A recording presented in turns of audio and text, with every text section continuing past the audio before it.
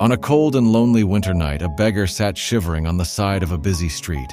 His torn blanket barely protected him from the biting wind, and his eyes, though tired, held a silent story of pain and struggle. Life had not been kind to him. Once, he had skills, dreams, and hope. But misfortune had stripped him of everything, leaving him to beg for a few coins, just enough to survive one more day. As the world moved on around him, no one stopped to notice the man who had been forgotten by life itself. Bustling cafe, something changed. A well-dressed man paused, his gaze fixed on the beggar's weary face. There was something different in those eyes, something sharp, something untold. The man knelt down and asked, "Why are you here? You look like you have more to offer." For a moment, the beggar froze, unsure if this was kindness or mockery. Then, with a heavy sigh, he whispered, "Life left me with nothing. I once had skills, but they mean nothing now." The man, sensing something deeper, leaned closer and asked, "If you were given a chance, would you work hard to change your life?" The question hung in the air like a lifeline.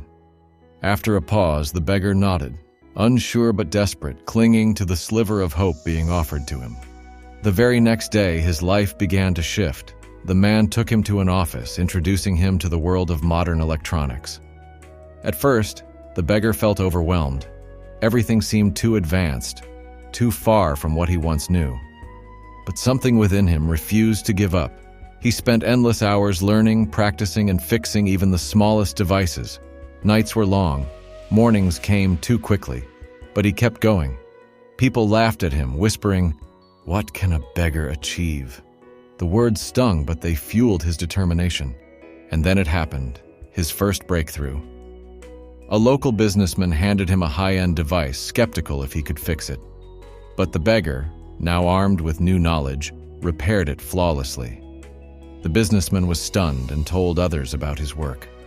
Slowly, clients started coming. Little by little, the beggar saved his earnings until he could rent a small shop. That shop became a place of trust, where people brought their broken devices, knowing they would be repaired with care. The shop grew, his reputation spread, and soon he expanded into a chain of repair centers. But he didn't stop there. Remembering his own struggles, he began teaching underprivileged children, giving them the same chance he was once given.